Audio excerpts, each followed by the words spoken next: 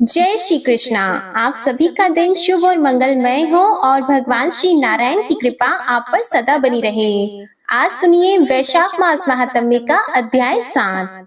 इस अध्याय में आप सुनेंगे धर्म वर्ण की कथा, कली की अवस्था का वर्णन, धर्म वर्ण और पितरों का संवाद और वैशाख की अमावस्या की श्रेष्ठता का वर्णन। मिथिलापति ने पूछा, ब्राह्मण, इस वैशाख मास में कौन कौन सी तिथियां पुण्यदायिनी हैं? तब श्रुतदेव जी बोले, सूर्य के मेष राशि पर स्थित होने पर वैशाख मास में 30 तिथियां पुण्यदायिनी मानी गई हैं। एकादशी में किया हुआ पुण्य कोटि गुना होता है। उसमें स्नान, दान, तपस्या, होम, देव पूजा, पुण्य कर्म एवं कथा का श्रवण किया जाए तो वह तत्काल मुक्ति देने वाला है। जो रोग आदि से ग्रस्त और दरिद्रता से पीड़ित होकर वह मनुष्य इस पुण्यमयी कथा को सुनकर कृतकृत्य होता है। वैशाख मास मन से सेवन करने योग्य है, क्योंकि वह समय उत्तम गुणों से युक्त है। दरिद्र, धनाढ्य, पंगु, अंधा, नपुंसक, विधवा, साधारण स्त्री, पुरुष, बालक, युवा, वृद्ध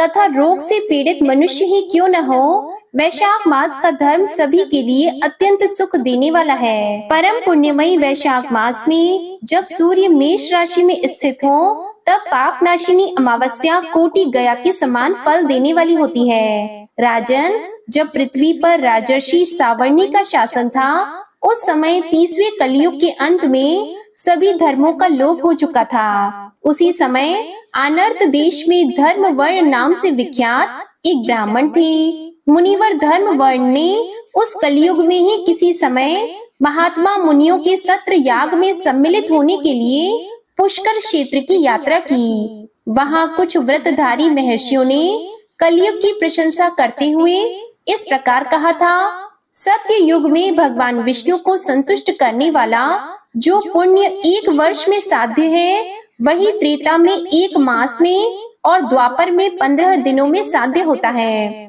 परंतु कलयुग में भगवान विष्णु का स्मरण कर लेने से ही उससे 10 गुना पुण्य होता है। कली में बहुत थोड़ा पुण्य भी कोटि गुना होता है। जो एक बार भी भगवान का नाम लेकर दया दान करता है और दुर्भिक्ष में अन्न देता है, वह निश्चय ही ऊर्ध्व लोक में गमन करता है। यह सुनकर देवर्षि नारद हंसते हुए उन्मत्त के समान नृत्य करने लगे। सभासदों ने पूछा, नारद जी, यह क्या बात है? तब बुद्धिमान नारद जी ने हंसते हुए उन सबको उत्तर दिया, आप लोगों का कथन सत्य है। इसमें संदेह नहीं कि कलयुग में स्वल्प कर्म से भी महान पुण्य का साधन किया जाता है और क्लेशों का नाश करने वाले भगवान केशव स्मरण मात्र से ही प्रसन्न हो जाते हैं। फिर भी मैं आप लोगों से यह कहता हूँ कि कलयुग में ये 2 बातें दुर्घट हैं। शिश्नेंद्रिय का निग्रह और जिह्वा को वश में रखना। ये दोनों कार्य जो सिद्ध कर ले वही नारायण स्वरूप है। इसलिए कलयुग में आपको यहाँ नहीं ठहरना चाहिए। नारद जी की यह बात सुनकर उत्तम व्रत का पालन करने वाले महर्षि सहसा यज्ञ को समाप्त करके सुख पूर्वक चले गए। धर्म वर्ण ने भी वह बात सुनकर भूलोक को त्याग देने का विचार किया। उन्होंने ब्रह्मचर्य व्रत धारण करके दंड और कमंडलू हाथ में लिया और जटा वल्कलधारी होकर वे कलयुग के अनाचारी पुरुषों को देखने के लिए घर छोड़कर चले गए। उनके मन में बड़ा विस्मय हो रहा था। उन्होंने देखा प्रायः मनुष्य पापाचार में प्रवृत्त होकर बड़े भयंकर और दुष्ट हो गए हैं। ब्राह्मण पाखंडी हो चले हैं, शूद्र संन्यास धारण करते हैं, पत्नी अपने पति से द्वेष रखती है, शिष्य गुरु से वैर करता है, सेवक स्वामी के और पुत्र पिता के घात में लगा हुआ है। ब्राह्मण शूद्र व्रत और गौएं बकरियों के समान हो गई हैं। वेदों में गाथा की ही प्रधानता रह गई है। शुभ कर्म साधारण लौकिक कृतियों के ही समान रह गए हैं। इनके प्रति किसी की महत्व बुद्धि नहीं है। भूत प्रेत और पिशाच आदि की उपासना चल पड़ी है। सब लोग मैथुन में आसक्त हैं और उसके लिए अपने प्राण भी खो बैठते हैं। सब लोग झूठी गवाही देते हैं, मन में सदा छल और कपट भरा रहता है। कलयुग में सदा लोगों के मन में कुछ और, वाणी में कुछ और तथा क्रिया में कुछ और ही देखा जाता है। सबकी विद्या किसी न किसी स्वार्थ को लेकर ही होती है और केवल राजभवन में उसका आदर होता है। संगीत आदि कलात्मक विद्याएं भी राजाओं को प्रिय हैं। कलयुग में अधम मनुष्य पूजे जाते हैं और श्रेष्ठ पुरुषों की अवहेलना होती है। कलयुग में वेदों के विद्वान ब्राह्मण दरिद्र होते हैं। लोगों में प्रायः भगवान की भक्ति नहीं होती। पुण्य क्षेत्र में पाखंड अधिक बढ़ जाता है। शूद्र लोग जटाधारी तपस्वी बनकर धर्म की व्याख्या करते हैं। सभी लोग अल्पायु, दयाहीन और शठ होते हैं। कलयुग में प्रायः सभी धर्म के व्याख्याता बन जाते हैं और दूसरों से कुछ लेने में ही उत्सव मानते हैं। अपनी पूजा कराना चाहते हैं और व्यर्थ ही दूसरों की निंदा करते हैं। अपने घर आने पर सभी अपने स्वामी के दोषों की चर्चा में तत्पर होते हैं। कलयुग में लोग साधुओं को नहीं जानते, पापियों को ही बहुत आदर देते हैं। दुराग्रही लोग इतने दुराग्रही होते हैं कि साधु पुरुषों के एक दोष का भी ढिंढोरा पीटते हैं और पाप आत्माओं के दोष समूहों को भी गुण बताते हैं। कलयुग में गुणहीन मनुष्य दूसरों के गुण न देखकर उनके दोष ही ग्रहण करते हैं। जैसे पानी में रहने वाला जोंक प्राणियों की रक्त पीती है, जल नहीं पीती, उसी प्रकार जोंक के धर्म से संयुक्त होकर मनुष्य दूसरे का रक्त चूसते हैं। औषधियाँ शक्तिहीन होती है, ऋतुओं में उलटफेर हो जाता है, सब राष्ट्रों में अकाल पड़ता है, कन्या योग्य समय में संतान उत्पत्ति नहीं करती। लोग नट और नर्तकों की विद्याओं से विशेष प्रेम करते हैं। जो वेद वेदांत की विद्याओं में तत्पर और अधिक गुणवान हैं, उन्हें अज्ञानी मनुष्य सेवक की दृष्टि से देखते हैं और वे सब के सब भ्रष्ट होते हैं। कलयुग में लोग श्राद्ध कर्म का त्याग करते हैं, वैदिक कर्मों को छोड़ देते हैं। जिह्वा पर भगवान विष्णु के नाम कभी नहीं आते। लोग श्रृंगार रस में आनंद का अनुभव करते हैं और उसी के गीत गाते हैं। कलयुग के मनुष्यों में न कभी भगवान विष्णु की सेवा देखी जाती है, न शास्त्रीय चर्चा होती है, न कहीं यज्ञ की दीक्षा है, न विचार का लेश है, न तीर्थ यात्रा है और न दान धर्म ही होते देखे जाते हैं। यह कितने आश्चर्य की बात है। उन सबको देखकर धर्म वर्ण को बड़ा भय लगा। पाप से कुल की हानि होते देखकर अत्यंत आश्चर्य से चकित होकर वे दूसरे द्वीप में चले गए। सब द्वीपों और लोकों में विचरते हुए बुद्धिमान धर्म वर्ण किसी समय कौतूहलवश पितृलोक में गए। वहां उन्होंने कर्म से कष्ट पाते हुए पितरों को बड़ी भयंकर दशा में देखा। वे दौड़ते, रोते और गिरते पड़ते थे। उन्होंने अपने पितरों को भी नीचे अंधकूप में पड़े हुए देखा।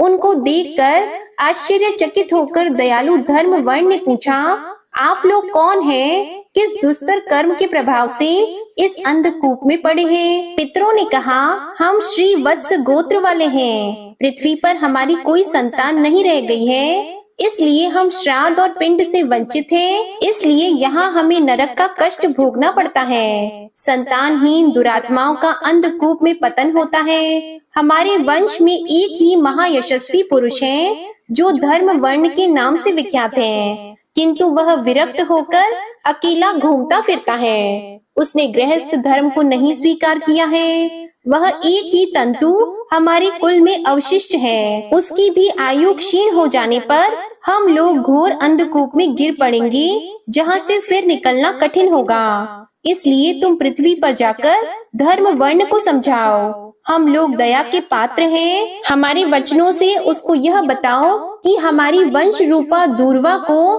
काल रूपी चूहा प्रतिदिन खा रहा है। सारे वंश का नाश हो गया है, एक तुम ही बचे हो। जब तुम भी मर जाओगे तब संतान परंपरा न होने के कारण तुम्हें भी अंधकूप में गिरना पड़ेगा। इसलिए गृहस्थ धर्म को स्वीकार करके संतान की वृद्धि करो। इससे हमारी और तुम्हारी दोनों की ऊर्ध्व गति होगी। अगर एक भी पुत्र वैशाख, माघ अथवा कार्तिक मास में हमारे उद्देश्य से स्नान, श्राद्ध और दान करेगा तो उससे हम लोगों की ऊर्ध्व गति होगी और नरक से उद्धार हो जाएगा।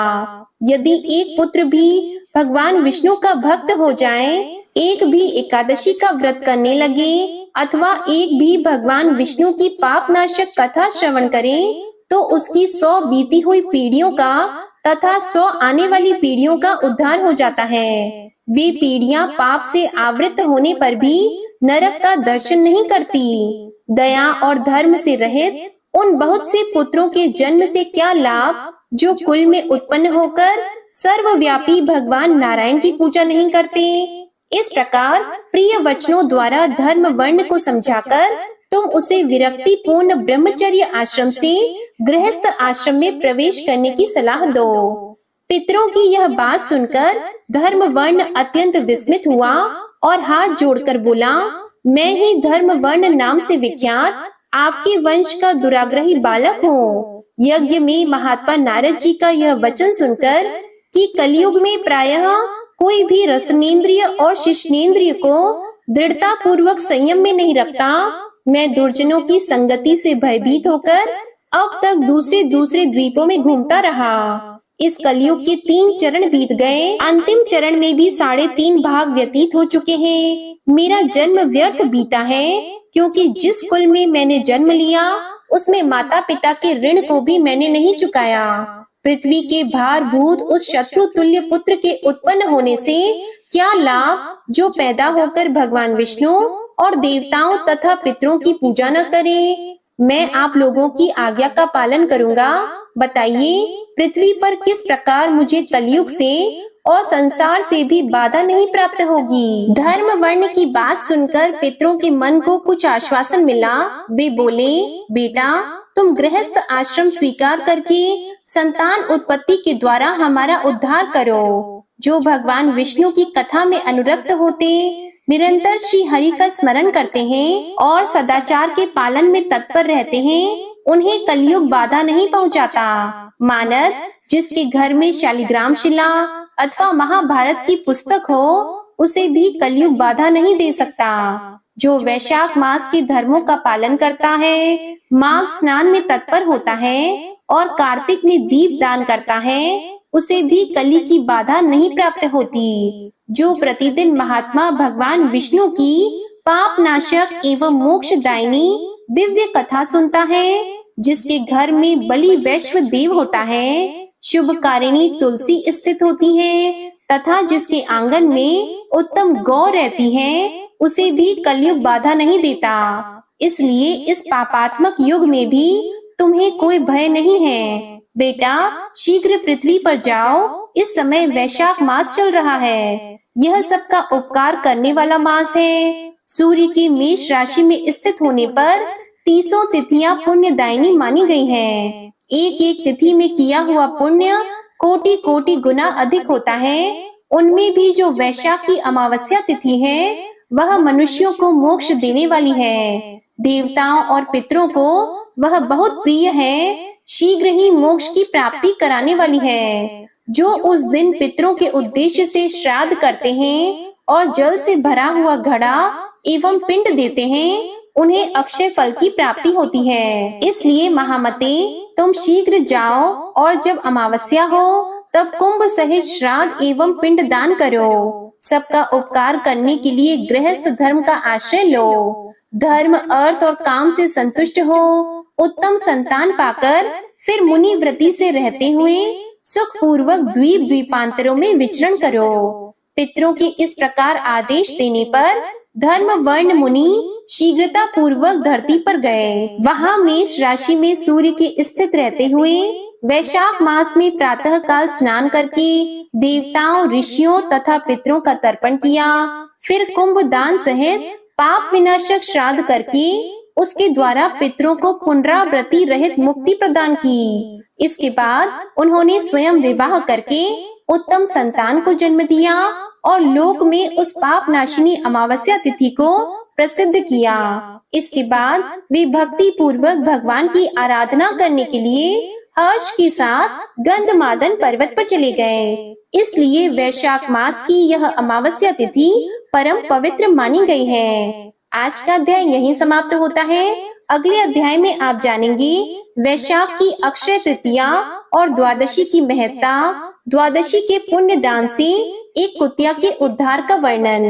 अब आप सुनिए विष्णु चालीसा का पाठ। विष्णु सुनिए विनय सेवक की चित लाए, कीरत कुछ वर्णन करो दीजिए ज्ञान बताए।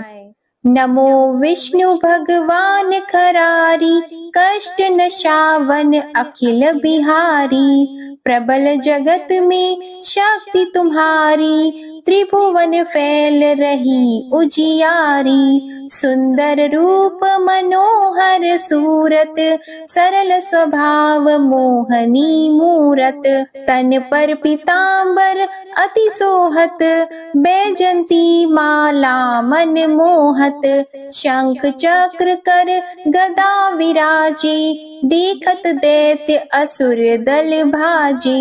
सत्य धर्म मद लोभन गाजे, काम क्रोध मद लोभन छाजे। संत भक्त सज्जन मन रंजन, धनुज असुर दुष्टन दल गंजन।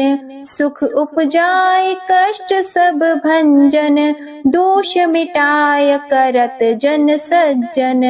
पाप काट भव सिंधु उतारण, कष्ट नाश कर भक्त उबारण।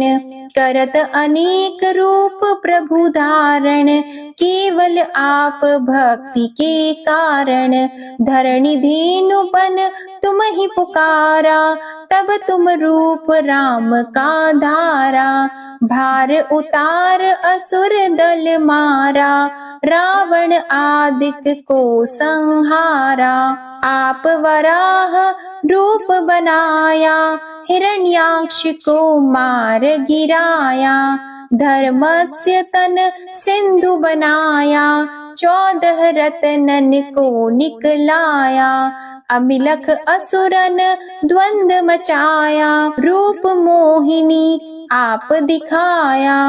देवों को अमृत पान कराया, असुरन को छवि से बहलाया। कूर्म रूप धर सिंधु मझाया, मंदराचल गिरि तुरत उठाया। शंकर का तुम फंद छुड़ाया, भस्मासुर को रूप दिखाया।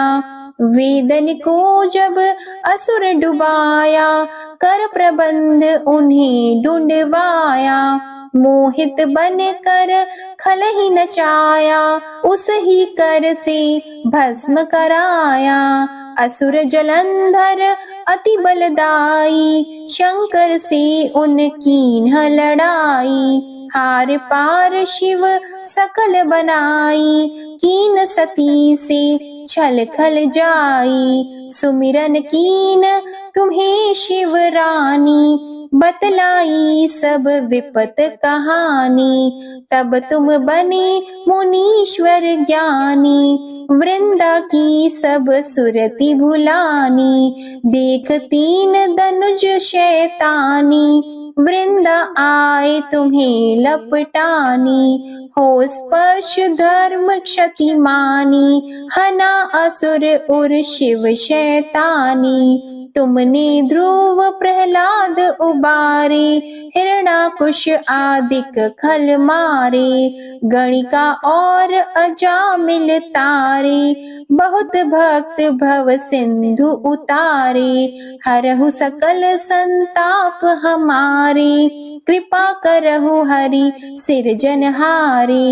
देखहु मैं निज दर्श तुम्हारे, दीप बंधु भक्तन हितकारी। चाहता आपका सेवक दर्शन, करहु दया अपनी मधुसूदन।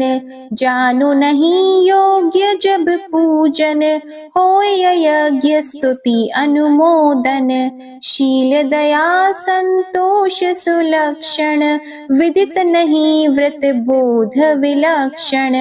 करहु आपका किस विधि पूजन, कुमति विलोक होत दुख भीषण। करहु प्रणाम कौन विधि सुमिरन, कौन भांति मैं करहु समर्पण। सुर मुनि करत सदा सेवकाई, हर्षित रहत परम गति पाई। दीन दुखिन पर सदा सहाई, निज जन जान लेव अपनाई। पाप दोष संताप नशाओ, भव बंधन से मुक्त कराओ। सुत संपत्ति दे सुख उपजाओ, निज चरणन का दास बनाओ। निगम सदा ये विनय सुनावे, पढ़े सुने सो जन सुख पावे। श्री विष्णु चालीसा समाप्त होती है। प्रेम से बोलिए भगवान विष्णु और माता लक्ष्मी की जय। आपको आज की कथा पसंद आए तो वीडियो को लाइक कीजिएगा, शेयर कीजिएगा, कमेंट में भगवान श्री नारायण की जय लिखिएगा और चैनल को भी सब्सक्राइब करिएगा। इसी के साथ आज आप हमारे चैनल पर शनिवार व्रत की कथा भी जरूर सुनिएगा। प्रेम से बोलिए भगवान श्री राधे कृष्ण की जय।